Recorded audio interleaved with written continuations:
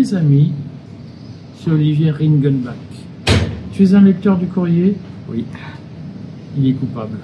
Oui. Tu es abonné depuis combien de temps? 2 ans, je pense, à peu près. Alors, c'est bien le Courrier ou pas? Bah, ça me plaît bien. C'est intéressant. Bon.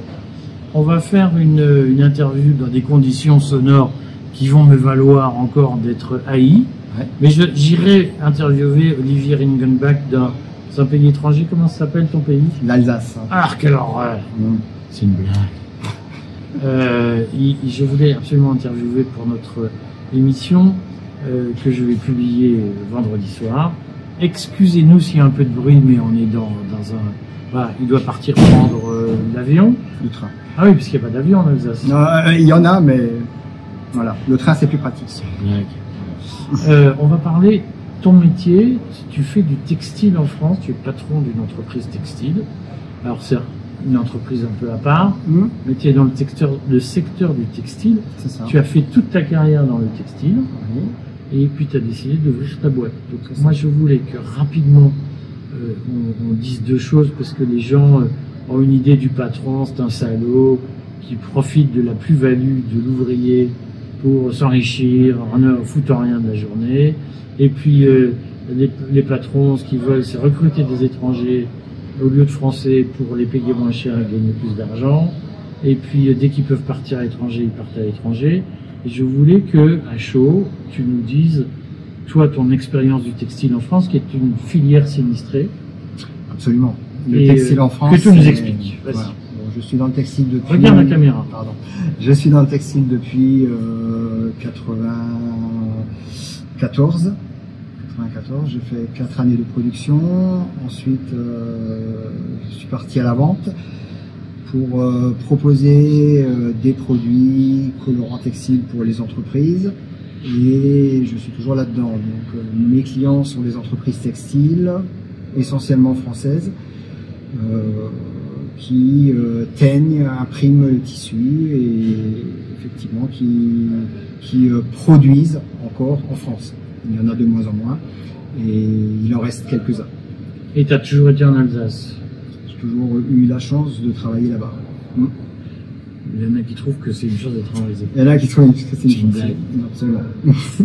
France 1990, France 2025, dans le textile, c'est quoi la différence? La différence, en 98, on va dire, on identifiait 300 clients textiles en nourrissement en France. Il en reste, je pense, 35, allez, à la louche, 35 peut-être. Alors, pour que je traduise en français ce que tu viens de dire en allemand, donc toi, tu vends, tu es d'une certaine façon sous-traitant du textile, tu vends des produits nécessaires au textile. Absolument. Tu fabriques pas t'as pas fabriqué des vêtements. Personnellement, non. Voilà. Peut-être que c'est une erreur d'ailleurs. Mais... Ouais. Et donc, quand tu dis, donc toi, tu avais 300 clients potentiels. Absolument. Voilà, et aujourd'hui, il en reste 35. Comment, en 30 ans, on passe de 10 à 1 dans une filière industrielle, puisqu'on en parlait tout à l'heure à midi, on va pas tout dire, mais enfin on a discuté avec un syndicaliste, c'était intéressant d'ailleurs. Les patrons et les syndicalistes sont pas forcément très loin dans les analyses, dans le diagnostic. Comment on fait pour passer de 10 à 1 en 30 ans sur une filière qui avait compté jusqu'à pratiquement 1 million de salariés? Ben déjà, on n'aide pas la filière. On considère que le textile, c'est une monnaie d'échange pour les pays plus pauvres, qui démarrent souvent par là et qui produisent du textile en premier lieu. Et on considère qu'en France, on peut faire mieux, c'est-à-dire fabriquer des trains, des avions, des centrales.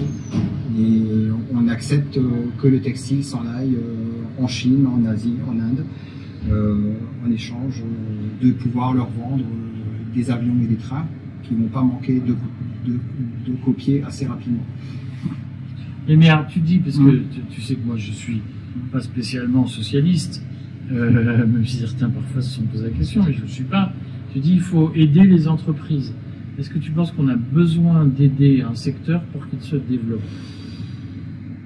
Non, je pense pas forcément. Aider n'est pas forcément la solution, mais disons créer des conditions qui font que les entreprises puissent effectivement prospérer et se battre à armes égales. Aujourd'hui, le problème est effectivement le prix du gaz en France, par exemple, entre autres, le prix du gaz. Parce qu'il faut du gaz pour fabriquer des vêtements, fabriquer, contrairement à ce qu'on peut imaginer. Il faut de l'énergie, il faut aussi, comment dirais-je, un contexte global qui soit favorable au développement des sociétés, c'est-à-dire trouver du personnel compétent qui ait envie de travailler. Et ça, en France, au niveau français, européen, c'est assez compliqué. Alors, tu parles du prix du gaz, que je comprends tout à fait. Sur le courrier, on a beaucoup dénoncé le marché européen de l'énergie qui est du prix. Voilà. On a beaucoup dénoncé le fait que les Américains nous imposent de ne plus acheter de gaz russe. Ils nous obligent à acheter du gaz américain qui est plus cher.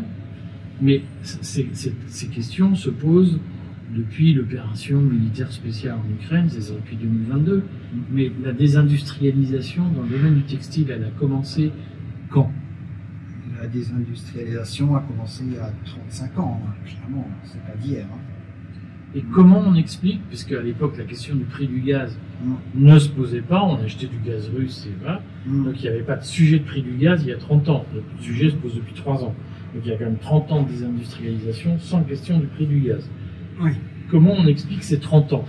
Les ennoblisseurs textiles, par exemple, ont une masse salariale. C'est quoi faut que tu un ennoblisseur? C'est un teinturier, un imprimeur, voilà. C'est tout ce qui... Les gens qui fabriquent du tissu. Voilà, tout ce qui transforme le tissu de base en tissu qu'on achète et qui a une valeur, une plus-value. Donc ces ennoblisseurs. Ces ennoblisseurs, effectivement, depuis longtemps, sont soumis à...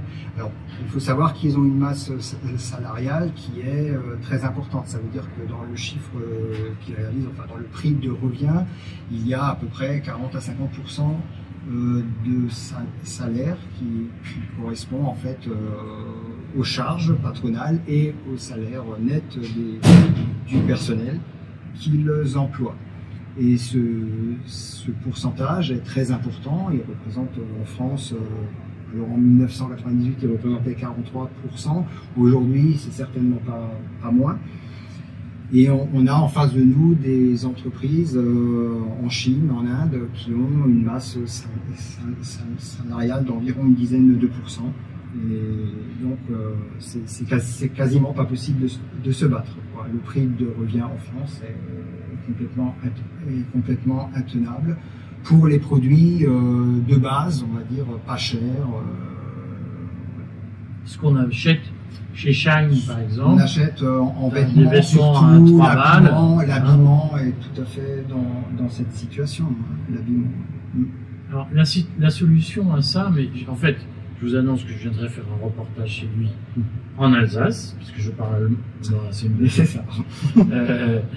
On reprendra le temps d'en faire, mais juste pour synthétiser la question. La solution à cette question, au fond, de masse salariale, c'est-à-dire que tu vas en Chine, le travail coûte 10 fois moins cher qu'en France, parfois 20 fois moins cher. C'est plus tout à fait vrai pour la Chine, mais c'était le cas dans les années 80. Pourquoi c'est plus tout à fait vrai? Parce que le salaire en Chine a quand même augmenté considérablement. Hein. Le SMIC en Chine, alors je n'ai pas les chiffres récents, mais il a été multiplié par 10. Hein. Il n'y a pas de problème pour ça. C'est clair. Est-ce que quand on va chez Shine, moi je vais vous faire une confidence, j'adore Shine. Je sais que beaucoup de femmes détestent Shine parce que c'est cheap, c'est mal taillé, etc. 9 fois sur 10, ça ressemble à rien. Mais je trouve que c'est génial, mais parce que je suis un méchant. Mais Shine aujourd'hui, alors que le salaire moyen a augmenté en Chine du fait de la maturité, il fabrique où chez Shine? J'imagine en Chine, hein, clairement. Il ne fabrique pas au Bangladesh, peut-être au dans des pays à Vietnam. plus bas coût encore, bien sûr. Voilà. Oui, c'est ça, Bangladesh, Vietnam. Où les salaires vont augmenter progressivement. Où les salaires sont très très bas et vont grimper forcément par la force des choses. Hein. Mais tous ces gens-là, au fond, qu'est-ce qu'on peut faire pour lutter contre eux? Sauf diminuer les salaires en France que personne ne souhaite, évidemment. Parce que personne ne propose. C'est quoi la solution? C'est compliqué, hein, c'est complexe en tout cas. Je pense que en France, le textile qui reste aujourd'hui, c'est le textile technique. Donc, à haute valeur ajoutée. À haute valeur ajoutée, ou le fait que ça représente effectivement un certain pourcentage du chiffre, le salaire, ça ne pose pas un problème vraiment. Donc tout ce qui est effectivement textile dans le luxe, éventuellement, du textile technique que l'on ne sait pas faire ailleurs, ou du textile, par exemple, du vêtement professionnel, bien que le vêtement pro soit en passe de devenir beaucoup plus bataillé. Et effectivement, on a aujourd'hui du mal de se battre pour que les 35 clients potentiels restants, entreprises textiles restantes, ne partent pas et ne ferment pas ses portes. Hein. Non, je prends ma minute parce que je ne veux pas t'empêcher de prendre ton train, ton avion sans hélice. Et donc, la question c'est, est-ce qu'il faut des taxes protectionnistes? Parce qu'il y a beaucoup de gens qui nous regardent et disent, il n'y a qu'à faire des taxes protectionnistes. Ils oublient eux-mêmes qu'ils viennent, ils attendent un colis Shine. Oui, c'est ça. Le problème, leur coûte 10 balles, et que si on fait des taxes protectionnistes, ils vont payer 100 balles ou 10 balles. Et là, ils diront, il y a l'inflation, c'est dégueulasse. Mais est-ce que le protectionnisme est la solution? Personnellement, je ne crois pas, mais c'est personnel. Hein, je ne crois pas. Parce qu'on ne peut pas empêcher ce qui vient. Hein. En fait, finalement, on ne peut pas empêcher que les gens dans les pays où l'on gagne moins s'enrichissent. Et ce qu'on peut espérer, c'est que tout le monde, finalement, devienne plus riche et que les salaires montent partout au point que la France redevienne compétitive, hein, au final. Donc, au fond, ce soit l'alignement des produits dans le monde par le haut, qui permettent aux gens d'acheter des produits français parce qu'ils sont plus chers que les autres. Bon, alors, c'est un lecteur du courrier, donc je peux me parler sérieusement. Il y a un gars qui s'appelle Asselineau qui dit il n'y a qu'un faucon d'évaluer l'euro pour baisser les prix de nos produits à l'exportation. Qu'est-ce que tu penses de cette solution? Question non préparée, donc on va voir si un Alsacien est capable de faire face à une invasion inattendue. C'est une blague. Les gens, ils ont pas du mal à faire que les gens, t'es agressif, là, c'est une blague. Je vous laisse le temps de réfléchir en racontant la connerie. L'euro diminue de toute façon, hein, par la force des choses. Si vous avez acheté de l'or, vous savez que l'euro baisse. Hein. T'as acheté de l'or oui, hein. Sur les conseils du courrier ou tu n'en as pas eu besoin? Entre autres. T'as gagné combien avec l'or? 50. 50%. Moins. Tu l'as acheté tard alors. Bah oui, j'ai fait 100%. trop tard. Bah oui, trop tard. Moi j'ai suivi mes conseils et j'ai fait 100% de bénéfice. Bien sûr. Je voulais acheter de l'or. J'ai réagi trop tard. Aujourd'hui, puisque tu fais la tournée des popotes, en plus on a eu un Macron qui nous a dit on réindustrialise, c'est quoi le constat que tu fais sur l'avenir de l'industrie française, notamment dans le textile, où il reste 60 000 salariés en France, on va dire très souvent. Aujourd'hui, tu sens comment le marché, parce que toi tu fais de la prospection, donc tu vas vendre partout ta soupe, si tu me permets ça. Moi-même je suis commerçant, donc j'ai pas de honte à utiliser ce mot. C'est comment l'ambiance en France aujourd'hui? C'est très compliqué pour les patrons. Dans les entreprises. Dans les entreprises, c'est très compliqué pour les patrons. On ne peut que les soutenir, c'est clair. C'est compliqué. Ils font des heures.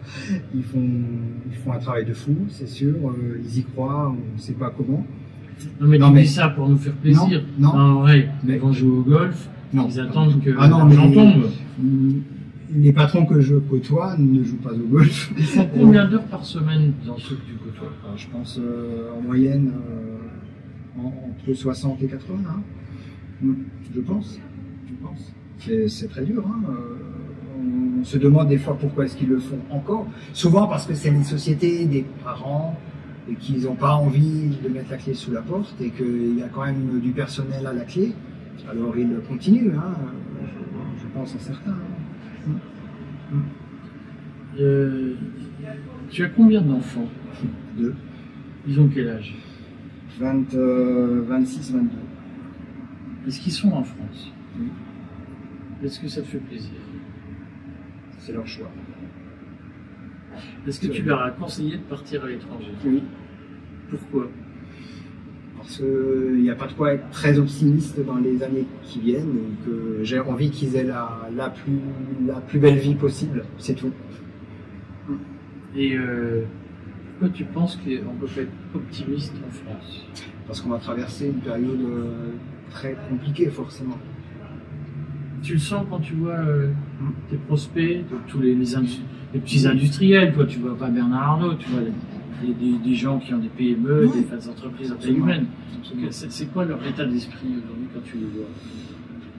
Tenir parce que pour des raisons personnelles, hein, en fait, à chaque fois, et malheureusement, ils ne transmettront peut-être pas parce que c'est tellement difficile qu'ils n'ont pas envie de transmettre la société, c'est clair. Et ça, c'est vraiment triste, mais bon, c'est comme ça. Plein de gens en te regardant, parce que je les connais, je lis les commentaires tous les jours. Non, mais gna gna, gna gna. Oui, mais d'accord, mais on a quand même une vie très dure et les patrons se gaveraient moins, ils augmenteraient les salaires. Est-ce que tu penses que le Français de la vie de tous les jours, qui est en moyenne un salarié, une fois sur 4 fonctionnaires, est-ce que tu penses qu'il a suffisamment pris la mesure de la situation, ou est-ce que tu lui fais passer un message qui est faites gaffe, vous n'avez pas compris que ça allait être méchant? Personnellement, j'ai pas la prétention de donner des leçons, mais il est clair que les personnes en France ne se rendent pas compte de la situation, c'est sûr. Mais bon, que faire? Toi, tu vas partir à l'étranger ou pas? Enfin, t'es déjà à l'étranger, t'es en Alsace. Une blague. T'es déjà en Allemagne. Je ne sais pas, ça dépend de la situation à venir. On verra. Pour l'instant, je reste en France parce que j'ai envie encore, j'y crois encore que la situation peut encore être sauvée. Mais je pense que ça va être très compliqué. Bon, je vais aller quand même le voir. Tu es à Mulhouse, Oui. c'est-à-dire près de la Suisse. Mmh. C'est à combien de minutes de la Suisse, Mulhouse? 30. En voiture ou En pied? voiture, en train. Je vais aller le voir à Mulhouse parce que de toute façon je ferai une petite tournée en Alsace qui est une région tout à fait particulière parce qu'en réalité il y a une espèce, j'allais dire, de microclimat économique en Alsace avec beaucoup de collaboration très étroite avec l'Allemagne, la Suisse. Ça a une physionomie assez différente de ce qui existe en Bretagne ou dans le Roussillon. On en reparlera.